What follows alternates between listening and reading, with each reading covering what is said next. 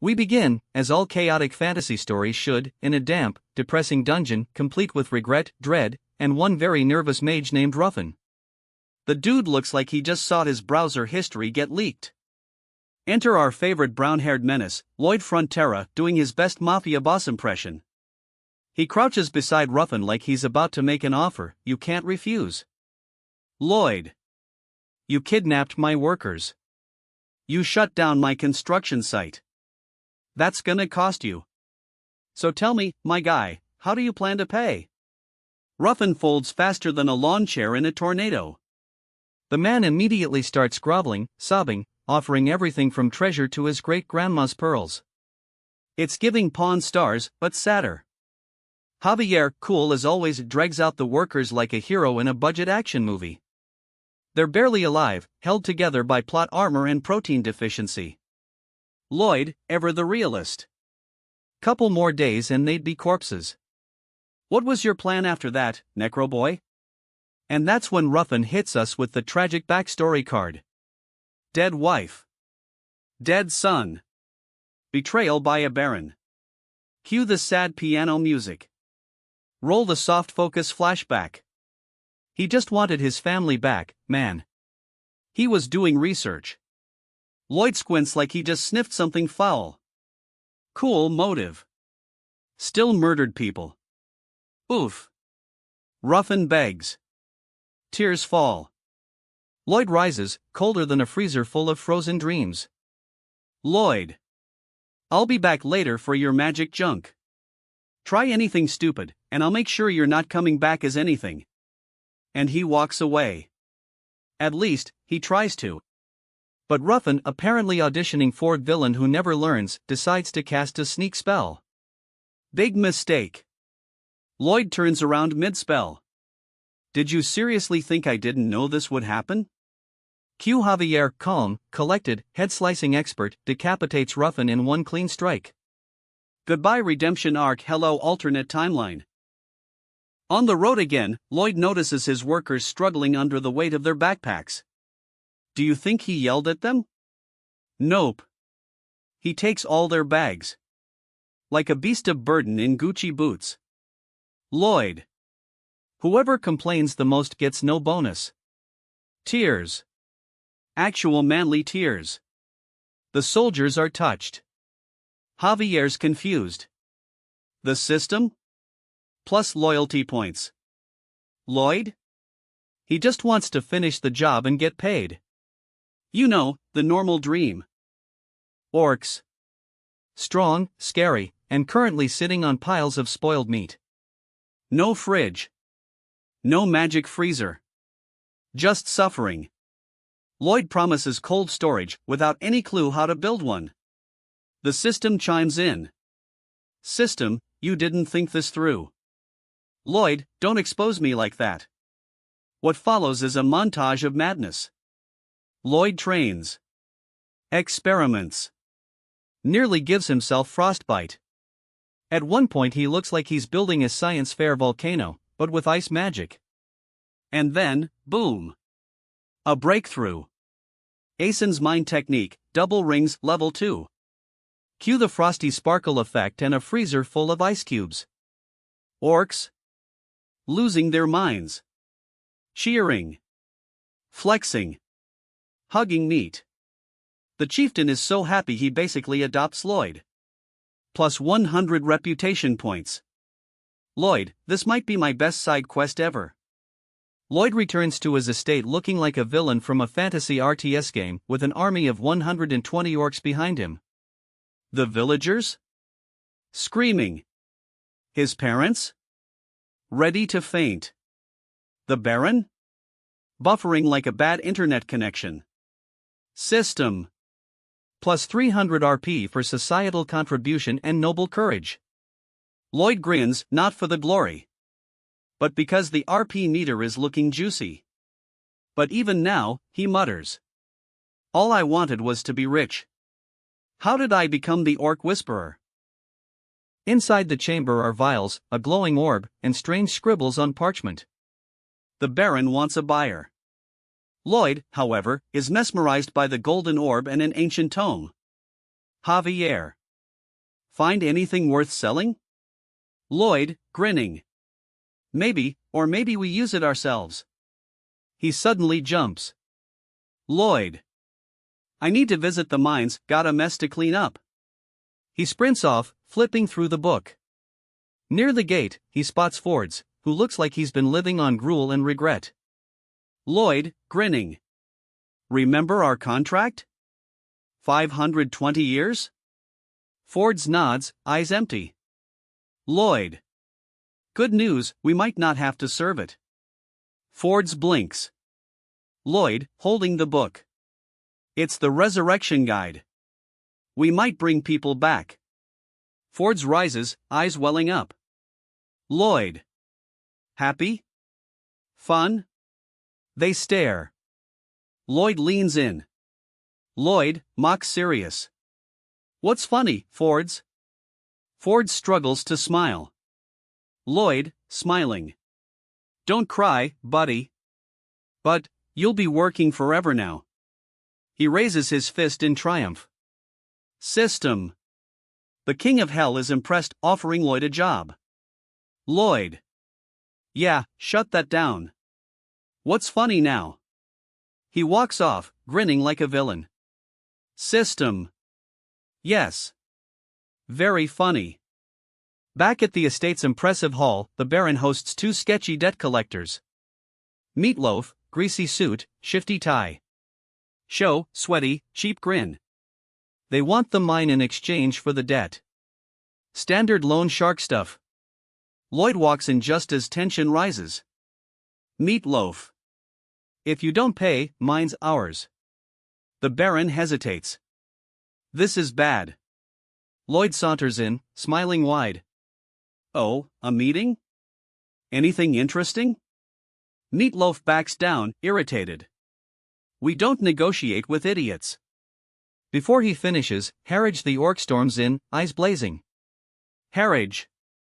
Who offends my brother? Show and Meatloaf freeze. Harridge swings a meaty hand, Meatloaf flees. Lloyd pats Harridge. Easy, buddy, it's just talk. Harridge snarls. Say one wrong thing, Lloyd suffers. The loan sharks hold each other as they bolt. Lloyd pockets the contract, smirking. Baron shakes Lloyd's hand. Thanks. Coal demand is off the charts. Lloyd. Only problem, orcs eat 10 times more than humans. Baron nearly faints. Harridge lifts his massive poker. These are superb miners. One orc refuses rest, even after 24 hours. Lloyd orders them to break. Even if the orc protests, I want to work until I collapse. System. Orc productivity is 10 times higher. Lloyd, calculating. Great. Food costs will be hefty. We can't support this without. He pauses thoughtfully.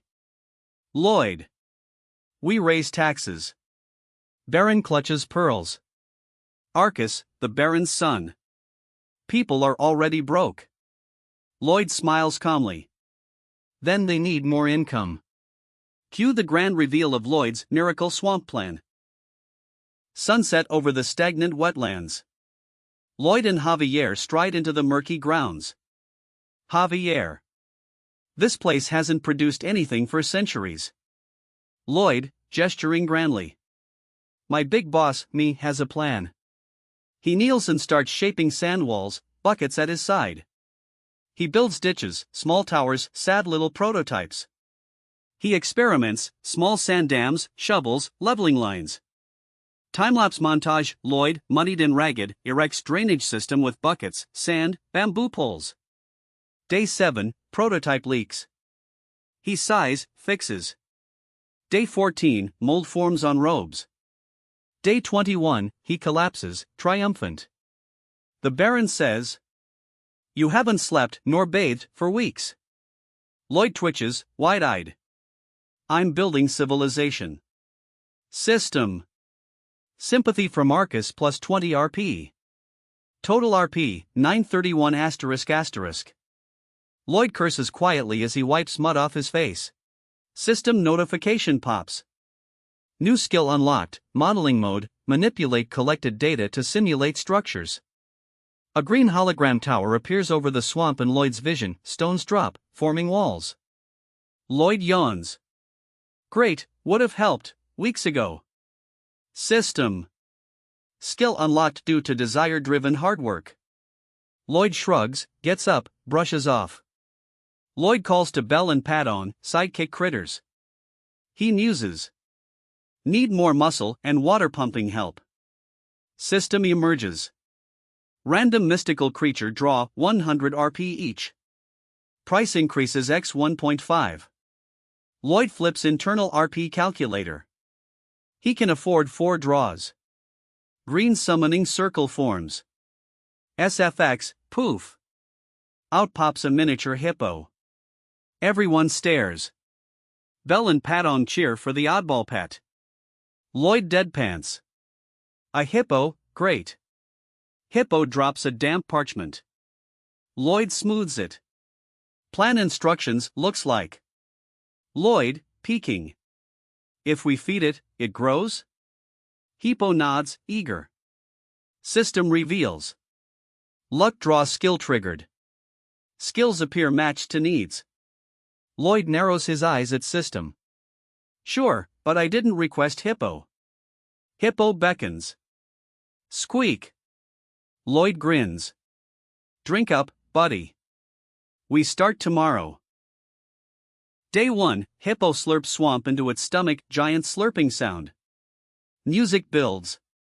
Within minutes, gulp, water disappears. Hippo balloons to a colossal size. Ground cracks, a chicken in a crater flops. Lloyd stares, jaw dropped. Alright, this is wild, but useful.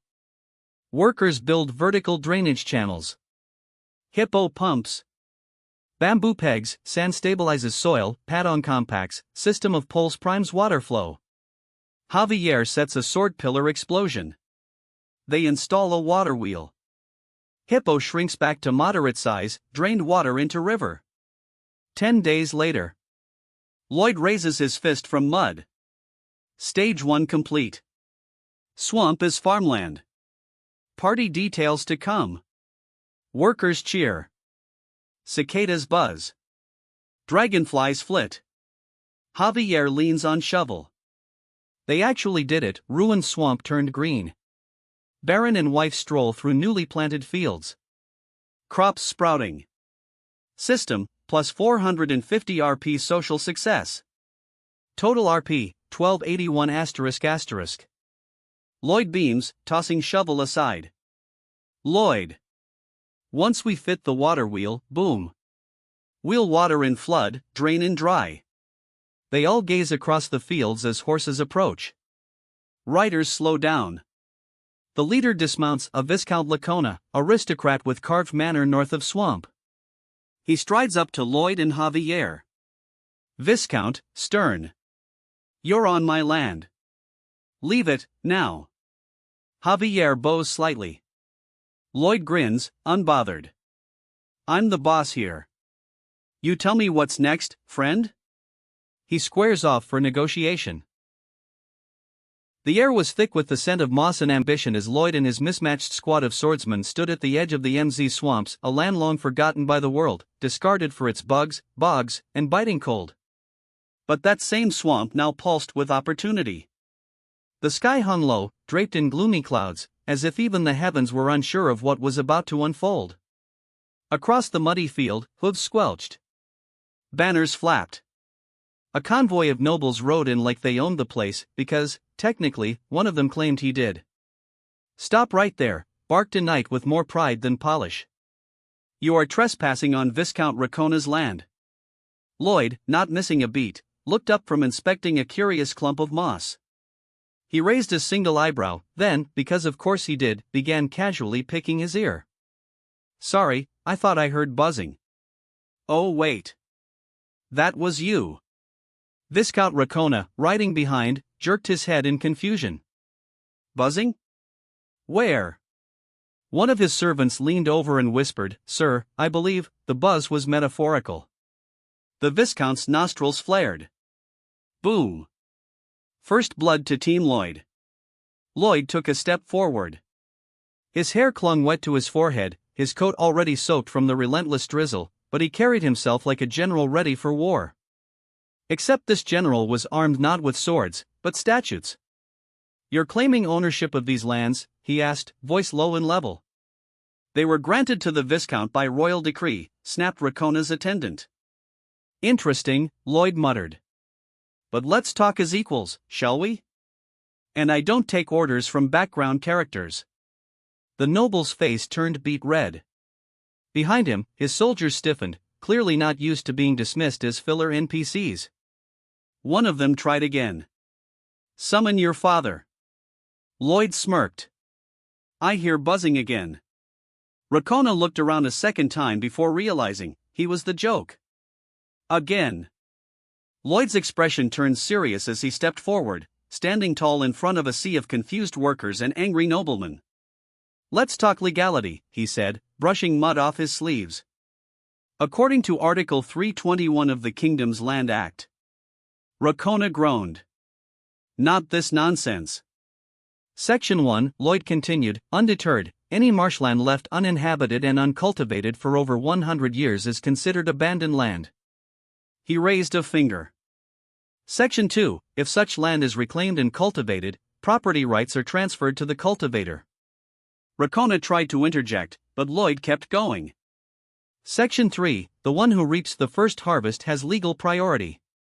He paused dramatically, then plunged his hand into the soil and pulled out a gleaming, muddy onion. "Voila," he said. "Proof of ownership. First harvest, baby." The crowd erupted. Pitchforks, rakes, even swords lifted skyward as the workers broke into cheers. The onion became a symbol. A flag. A middle finger wrapped in roots. Lloyd marched up to Rakona and handed him the onion. "Free souvenir." "You're welcome." The noble stared at the bulb in disbelief. His men looked to him, unsure if they were supposed to attack or applaud. "Get off my," Rakona started. "Territory?" Lloyd interrupted. "This land? Our sweat, our blood, our onion." The nobles turned and left in stunned silence, their expensive horses splashing awkwardly through the swamp. Javier approached as the last of the entourage vanished into the mist. "How'd you know they'd come today?" Lloyd smirked. "You ever smell leeches before they show up?" The celebration didn't last long. Rain intensified, turning the land into soup. Workers grumbled, and Lloyd, drenched to the bone, sat in the mud, watching the mills turn and the water collect in new trenches. Then, ding! Party Popper skill unlocked, monumental construction. Party Popper blueprint visualization, plus 10%. Party Popper terrain layout, plus 10%. Party Popper underground scanning, enabled. Party Popper sympathy plus 5, Baron, Baroness. Party Popper sympathy plus 3, people. Even Javier smiled. That alone could power a windmill. Lloyd stood and stretched. Phase 2 begins. Meanwhile, Rakona's estate. The Viscount paced like a caged animal. No taxes? They get to stay there tax-free? This is madness. A trembling servant tried to explain, it's part of the kingdom's Reclamation Act. In exchange, they must live and cultivate the land for 3 years. Rakona grimaced. So they gain ownership after laboring on my land? That swamp has value now. He grabbed his stomach as it churned. Not from guilt, just acidic greed. If I can't own the swamp, he muttered, I'll ruin it. Later that night, under cover of darkness, his men dumped waste into the water supply. Poison in the veins of the land. Their chemical weapon? Dye runoff from Rakona's illegal textile mill. Back in the swamps. Lloyd jolted awake. Head pounding. Outside, workers groaned. Animals refused to drink. Even the nights looked faint. This wasn't in the novel, Lloyd muttered, alarmed. Javier winced. Something's wrong. Even the cows look sick. Reports flooded in. Farmers with migraines. Children nauseous. Wells reeking of something foul. Lloyd dug deeper, figuratively and literally. The source? Dye chemicals, ones only used in Rakona's estate. The Baron was furious. They're poisoning us into submission. Rakona's envoy arrived soon after. Arrogant. Smirking. Give us the southern marshland, he said, and the pollution stops. Arcus slammed the table. How dare you threaten a baron? Then. Bang. The door slammed open. In walked Lloyd, shovel in hand like a knight with a claymore. I heard there's a problem. Rakona's envoy sneered. Carrot of House Dellin challenges you for insulting nobility. Carrot drew his sword. Lloyd? He lifted his shovel. Thwack. 10 seconds later, Carrot was curled on the floor, groaning. I yield. Lloyd looked down. Oh. I thought this was the warm-up. Arcus laughed heartily. That's my boy. Even Javier was impressed. He fights like a man possessed. Or caffeinated. Rakona, humiliated again, turned to lawfare. I'll sue. For years of hearings, maybe more. But Lloyd had other ideas. He turned to the workers. These lands are ours now. Built with our sweat. Defended with shovels if needed. Cheers erupted. Next. Clean water. Lloyd deployed his absurdly named, but effective, hippo skill, powerful blow to punch through rock and pump uncontaminated water from underground. It worked. For now. But Lloyd knew they needed more. A waterway, he said. From the eastern mountains. Kapoor River. Straight to us. A mad project. Massive in scale. Expensive. Dangerous. But Lloyd? Already calculating. We'll cut costs. Build it ourselves. And when we're done, we'll sell our water.